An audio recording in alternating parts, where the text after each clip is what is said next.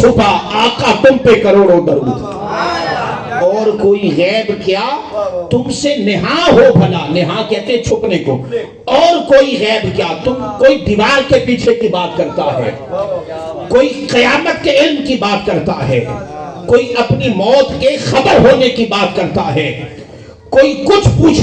بسم اللہ الرحمن الرحیم. قال اللہ تبارک و تعالی فی کلام المجید والفرقان الحمید. قل لا اسألکم علیہ اجرا الا المودۃ فی القربى. وقال اللہ تبارک و تعالی فی الکلام المجید فی مقام آخر فی شان حبیبہ. سبحان الذي اسرا بعبده ليلا من المسجد الحرام الى المسجد الاقصى. صدق الله العظيم.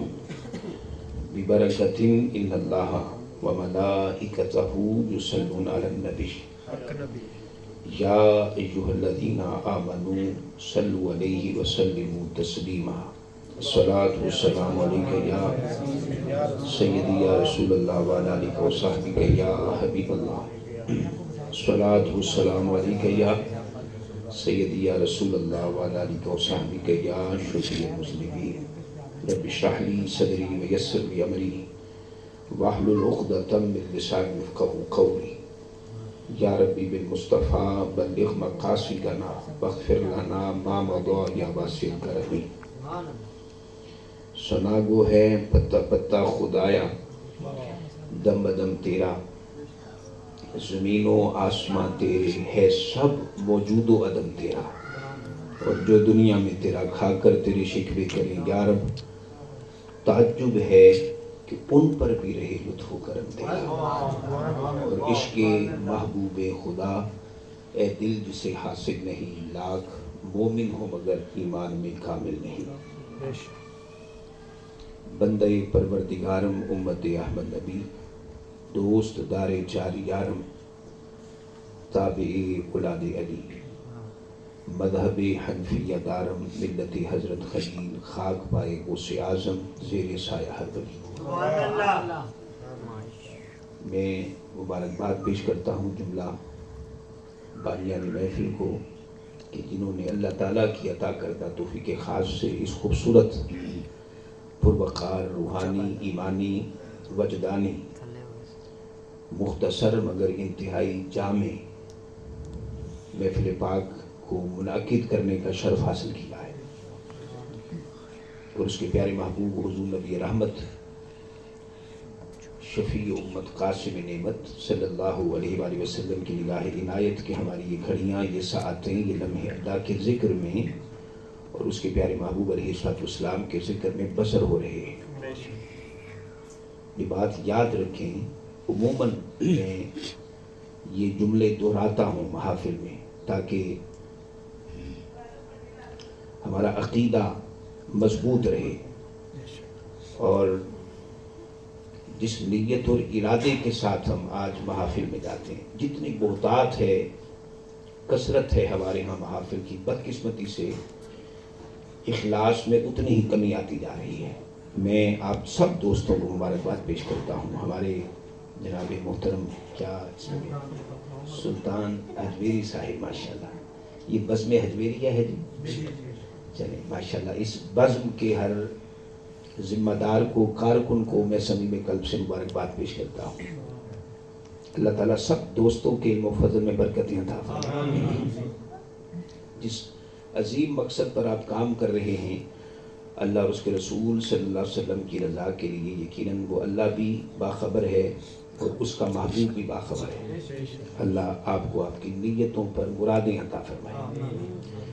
تو چونکہ نیت اور ڈائریکشن ایک ایسی چیز ہے، نیت اور ارادہ، کیا کل رسول اسلام نے فرمایا انما الاعمال بالنیات، اعمال کا دار و مدار کس پر ہے؟ نیت پر.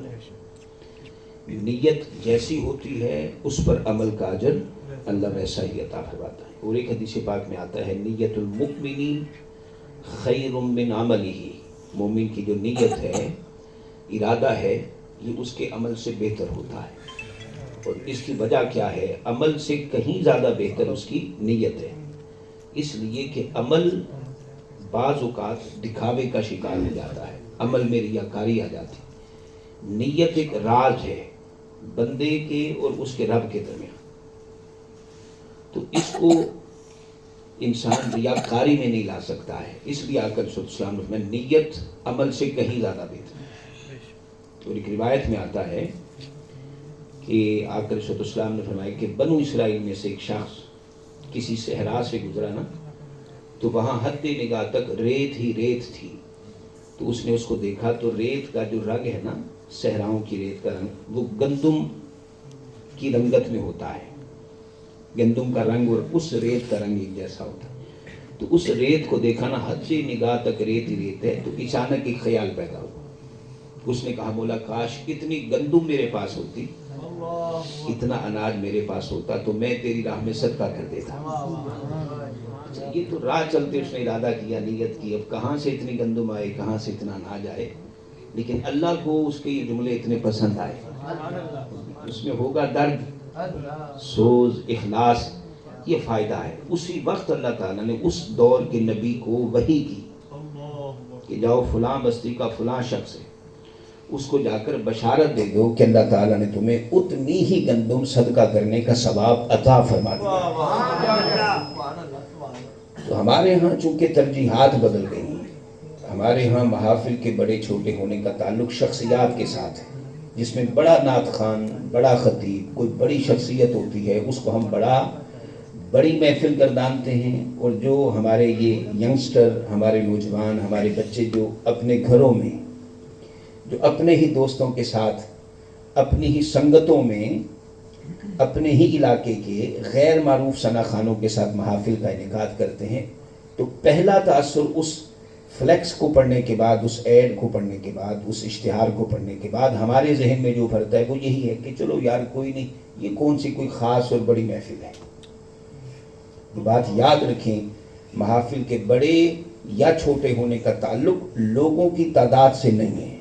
میرے آنے سے کوئی محفل بڑی نہیں ہوتی، کسی شخصیت کے آنے سے کوئی محفل بڑی نہیں ہوتی، ہزاروں کا، سینکڑوں کا، لاکھوں کا مجمع ہو تو محفل بڑی ہو، ایسا نہیں ہے۔ بات یاد رکھیں، یہ اس محفل کا عنوان تعین کرتا ہے کہ اس محفل کا موضوع کیا ہے، عنوان کیا ہے، اس کا مقصد انعقاد کیا ہے۔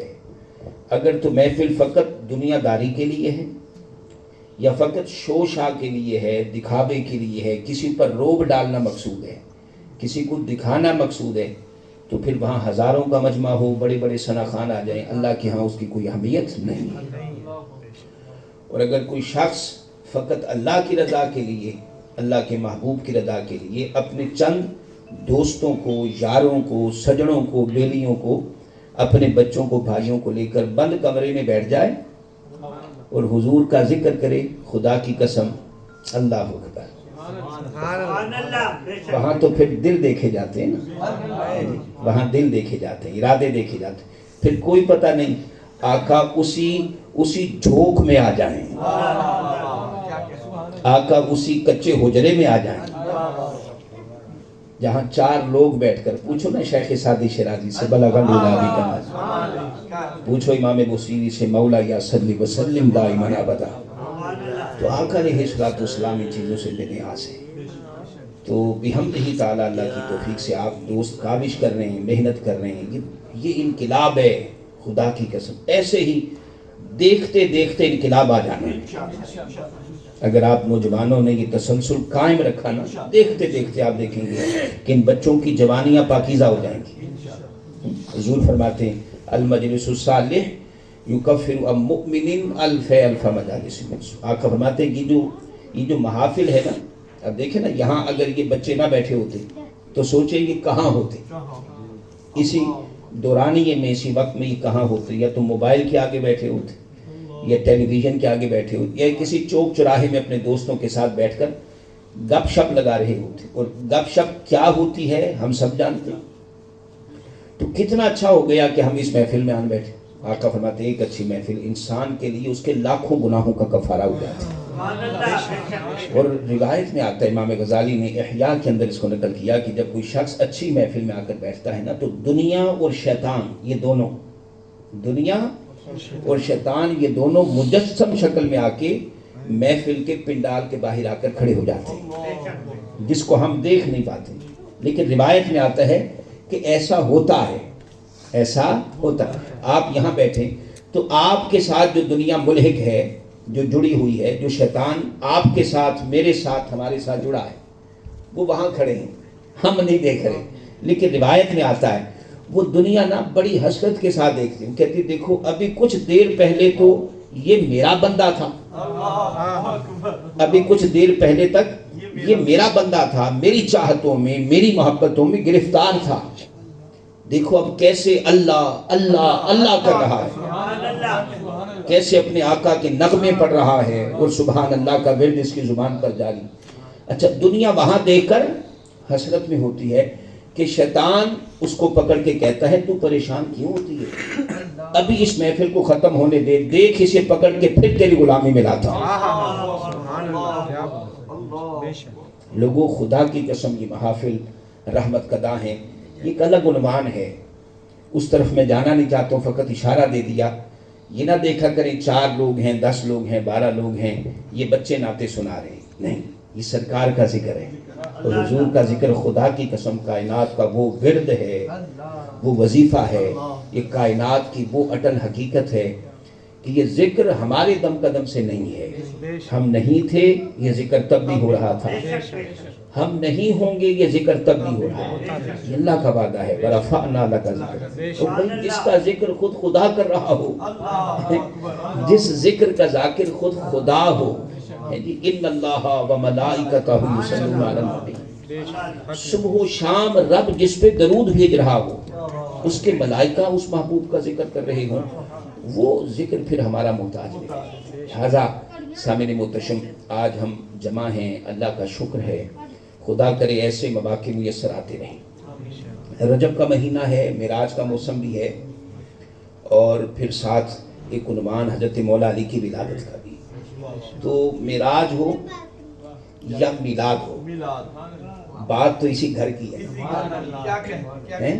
معراج ہو یا میلاد، بات تو اسی گھرانے کی، قرآن بھی اسی گھرانے کا، معراج بھی اسی گھرانے کی، میلاد بھی اسی گھرانے کا، سیرت بھی اسی گھرانے کی، ساری شانیں اسی گھرانے کی، اور اللہ جس کو جو عطا کرتا ہے اسی گھرانے کے صدقے میں عطا کرتا ہے۔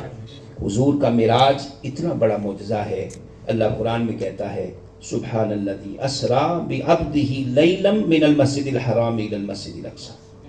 ہر نبی کو اللہ نے کوئی نہ کوئی معجزہ عطا کیا ہے، کسی کے پاس علم کا معجزہ ہے، کسی کے پاس دم کا معجزہ ہے، کسی کے پاس حسن کا معجزہ ہے، کسی کے پاس جانوروں کی بولیاں سمجھنے کا اور سمجھانے کا معجزہ ہے، کسی کو اللہ نے ہواؤں پہ طاقتیں عطا کی، ہر نبی کو اللہ نے کوئی نہ کوئی معجزہ عطا کیا، کسی کو 1 معجزہ، کسی کو 2 معجزے، کسی کو 3 معجزے۔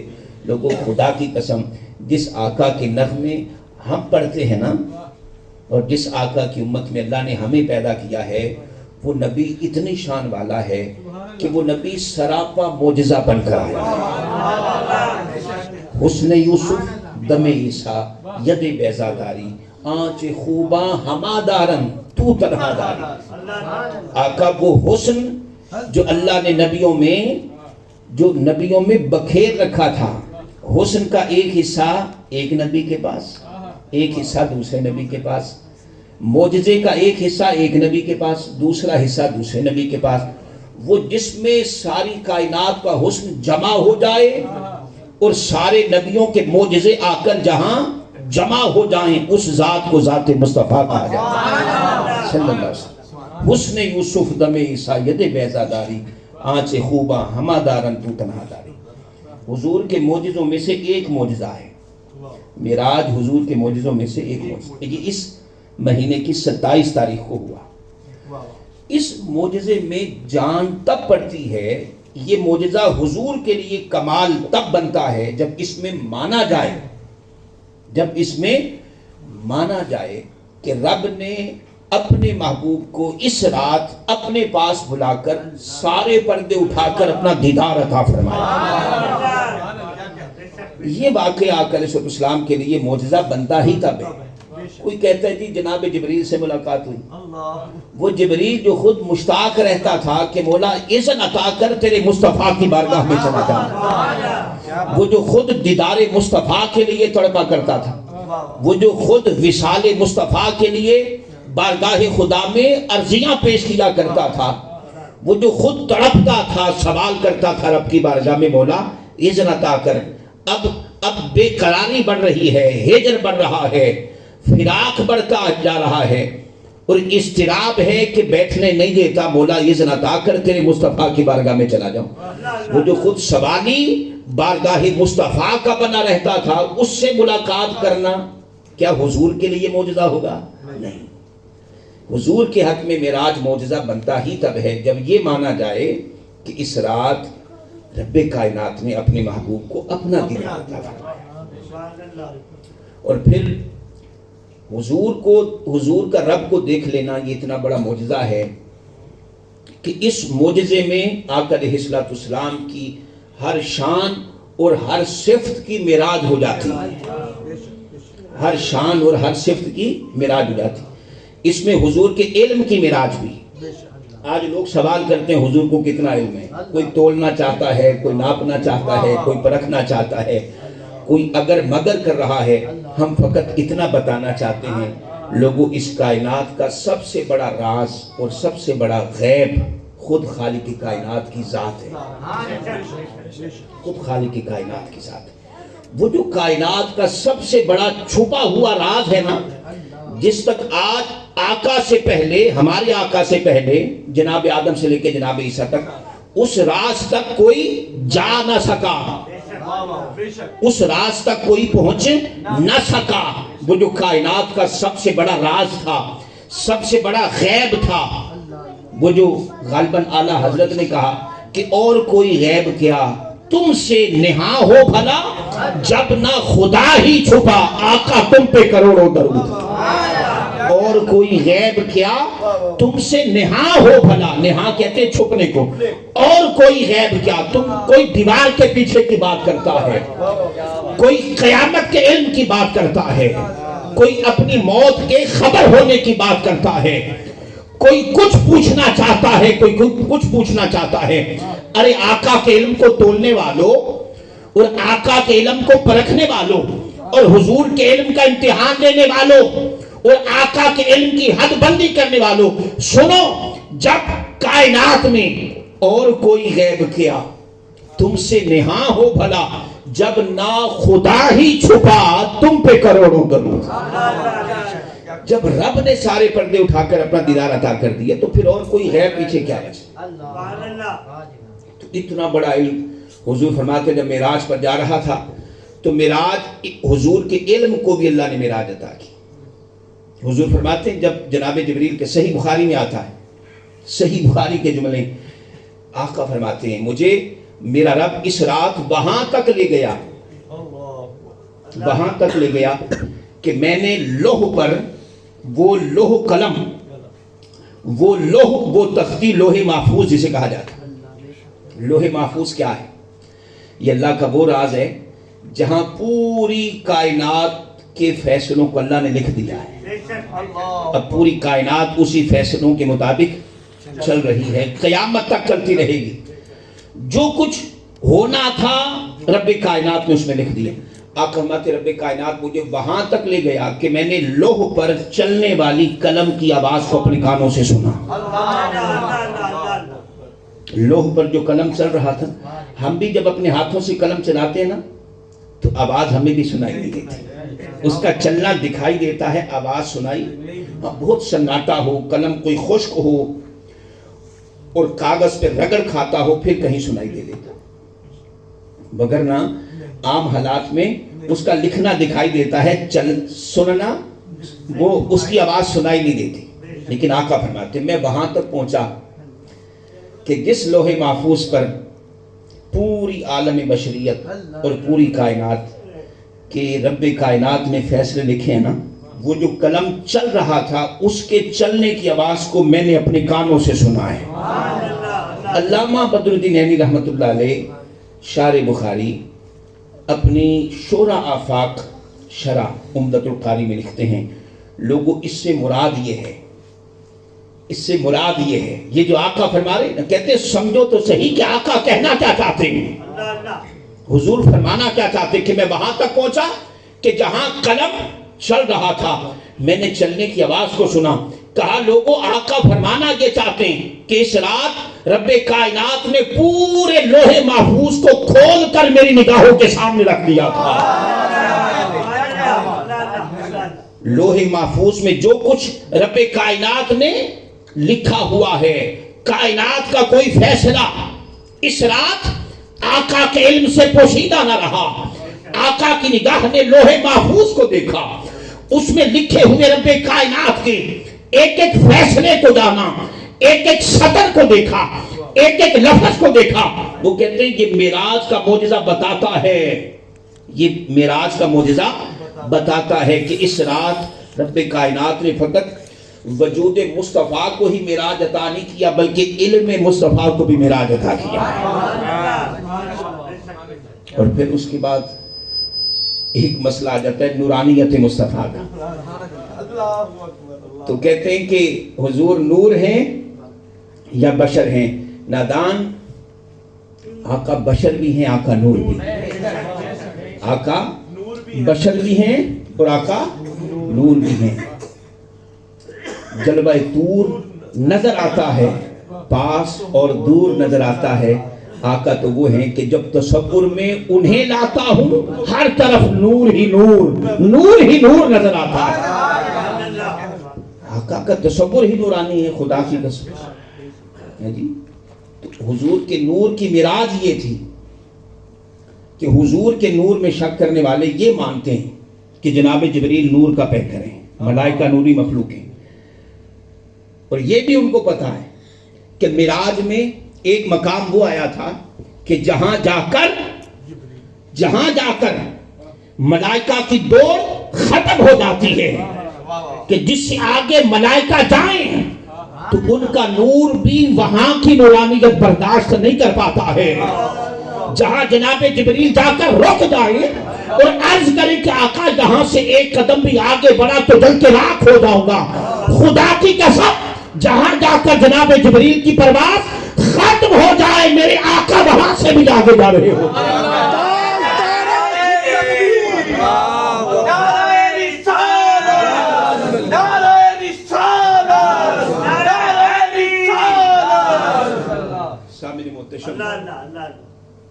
یہ ہے حضور کی نورانیت. کہیں نا محبت کے ساتھ سبحان اللہ، پھر کہیں باواز بلند سبحان اللہ. اور پھر حضور کی کیا بات کرتے ہو. ہمارا تو عقیدہ یہ ہے کہ تیری نسل پاک میں ہے بچہ بچہ.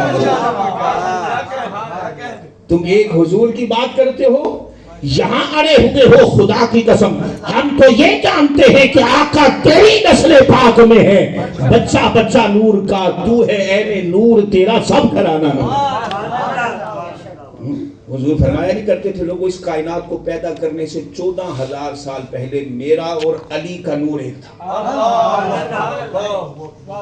میرا اور علی کا نور ایک تھا. پھر اللہ نے جب اس کائنات کو پیدا کرنا چاہا تو اس نور کو 2 حصوں میں بانٹ دیا. آپ کہتے ہیں ایک سے اللہ نے مجھے پیدا کیا، ایک سے علی کو پیدا کیا. ایک سے مجھے پیدا کیا، ایک سے علی. اور شیخ محقق فرماتے لوگوں تمہیں کیا پتا خدا کی قسم حضور کا یہ نور حضور کے بچوں میں چمکتا تھا. حضور کا یہ نور مولا علی کے چہرے سے عیاں ہوتا تھا. حضور کا یہ نور امام حسن کے چہرے سے عیاں ہوتا تھا. آقا کا یہ نور امام حسین کے چہرے سے عیاں ہوتا تھا. اور آقا کا یہ نور سید کائنات سے عیاں ہوتا تھا. آپ فرماتے ہیں کہ تیری نسل پاک میں ہے.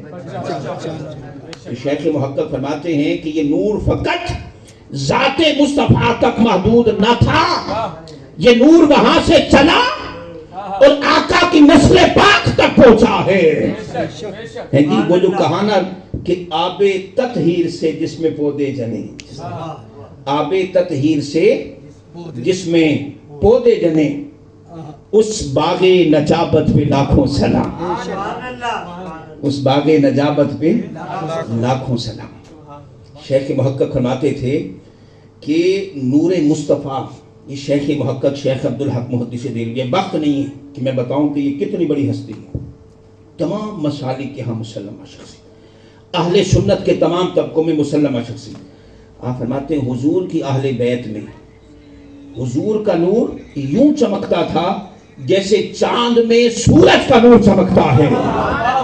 کہتے ہیں جیسے چاند کا اجالا اپنا نہیں ہے، وہ اجالا سورج سے آتا ہے، سورج نور دیتا ہے تو چاند چمکتا ہے۔ وہ کہتے ہیں لوگوں، علی کا چہرہ دو چہرہ ہے، چہرہ علی کا تھا، نور مصطفیٰ وہاں چمکا کرتا تھا۔ چہرہ علی کا ہوتا تھا، اجالے مصطفیٰ کے ہوتے تھے۔ چہرہ علی کا ہوتا تھا، روشنی مصطفیٰ کی ہوتی تھی۔ چہرہ علی کا ہوتا تھا، فیض مصطفیٰ کا ہوتا تھا۔ چہرہ علی کا ہوتا تھا، نگاہ مصطفیٰ کی ہوتی تھی۔ یہی وجہ ہے جناب ابو بکر ٹک ٹکی مار کے دیکھا کرتے تھے، ہائے ہائے ہائے ہائے، خدا کی قسم کہیں محبت کے ساتھ سبحان اللہ۔ تو یار جس کے چہرے کو دیکھ کے جناب ابو بکر عبادت کرتی ہے۔ اور سید عائشہ پوچھے ابا جان خیریت تو ہے، ہوا کیا ہے؟ کہا میں نے آقا سے سنا تھا، النظر الی وجہ علی عبادہ، علی کے چہرے کو دیکھتے رہنا رب کی عبادت ہے۔ وہ چہرہ ہے خدا کی قسم، علی کا چہرہ، علی کا چہرہ وہ چہرہ ہے۔ کیوں؟ علی چہرہ علی کا تھا، نور مصطفیٰ کا تھا۔ اس کائنات میں فقط دو لوگوں کے چہرے ہیں، دو ہستیوں کے چہرے ایسے ہیں جن کو دیکھنا عبادت ہے۔ ایک مصطفیٰ کا چہرہ ہے، ایک مرتضیٰ کا چہرہ ہے۔ ایک مصطفیٰ کا چہرہ ہے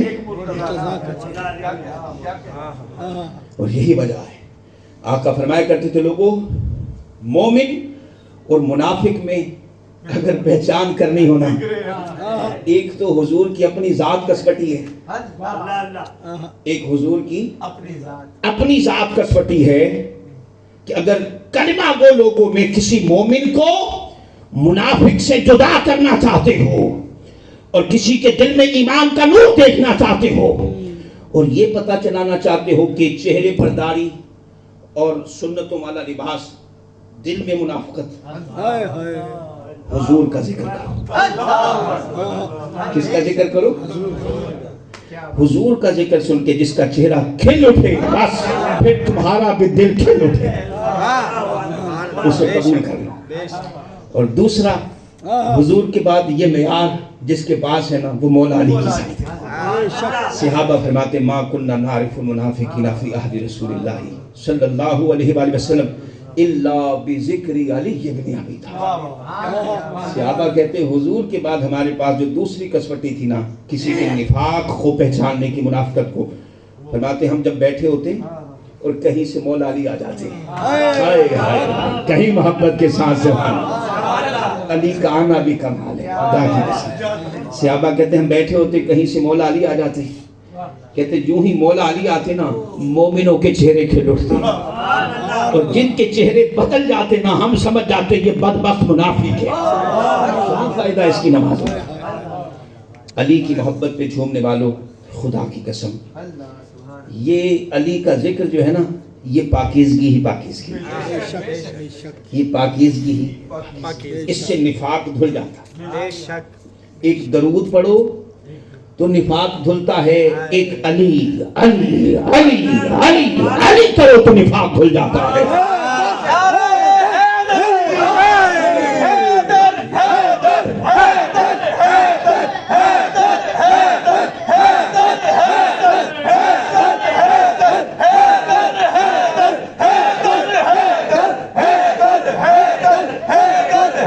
ایک وظیفہ ہے مصطفیٰ جان رحمت میں لاکھوں سلام، جو یہ پڑھے سمجھو مومن ہے۔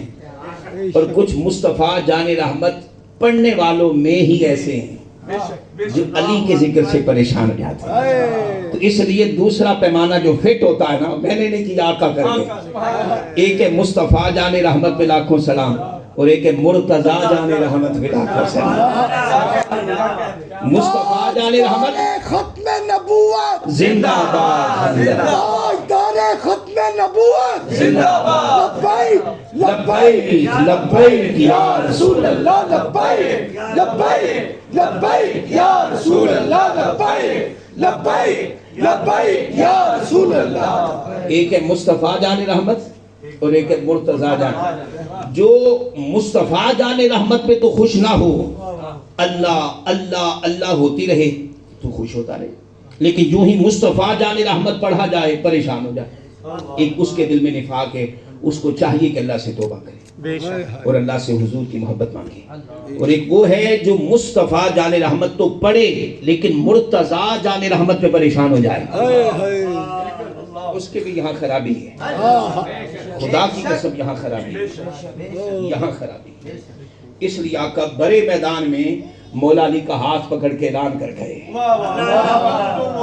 گویا کہ حضور کی نگاہ دیکھ رہی تھی ایک دور ایسا آئے گا کہ کچھ لوگ میرا نام لینے والے میرے علی سے پریشان ہوں گے.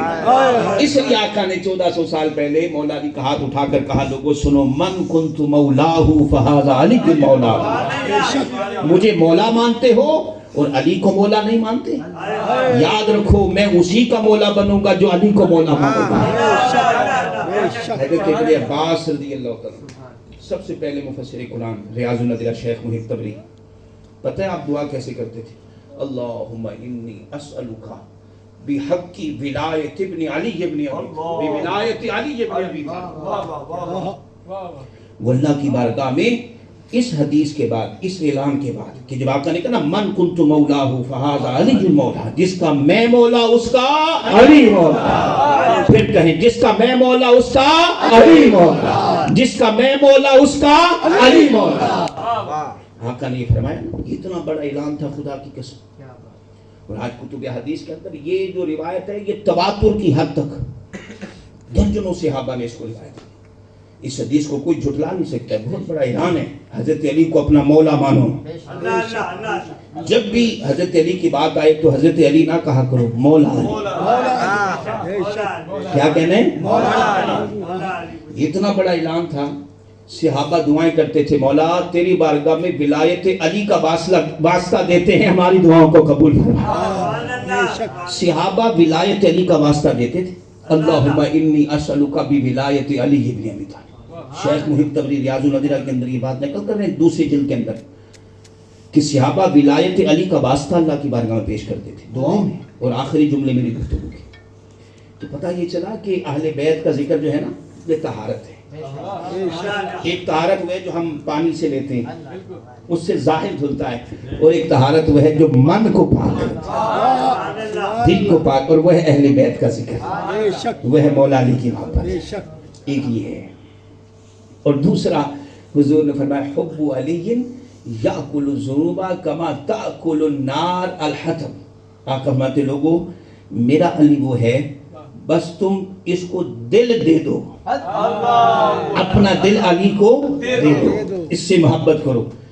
یہ محبت فقط محبت کرنا ہی آقا فرماتے اتنا بڑا عمل ہے کہ حب علی یاکل الذنوب. اللہ کہیں محبت کے ساتھ سبحان اللہ. آقا فرماتے میرا علی وہ ہے جس کے دل میں اس کی محبت پیدا ہو جائے روزانہ اس کے گناہ جھڑتے رہتے. اس کے گناہ کیا ہوتے ہیں؟ بلکہ حضور نے فرمایا یاکل الذنوب، علی کی محبت گناہوں کو کھا جاتی ہے. علی کی محبت گناہوں کو کھا جاتی ہے. کہیں محبت کے ساتھ کیا فرمایا آقا نے؟ علی کی محبت جھڑنے کی بات تو میں نے کر دی نا. آقا فرماتے یاکل الذنوب، علی کی محبت گناہوں کو کھا جاتی ہے. بڑے سو رہے ہیں گناہ مٹ رہے ہیں. کوئی کہتے ہیں نماز پڑھو گناہ مٹتے ہیں، کوئی کہتے ہیں قرآن پڑھو گناہ مٹتے ہیں. ہاں ہاں ہاں ٹھیک کہتے ہیں، ہم اس سے انکار نہیں کرتے، اس سے انکار نہیں، یہ بھی ٹھیک ہے. لیکن آؤ تمہیں آج ایسی عبادت ایسا عمل بتاتے ہیں تم سو رہے ہو عمل خود بخود ہو رہا ہے. تم بڑے سو رہے ہو عمل خود بخود ہو رہا ہے. اور وہ کیا ہے؟ بس یہ دل علی کو دے دو،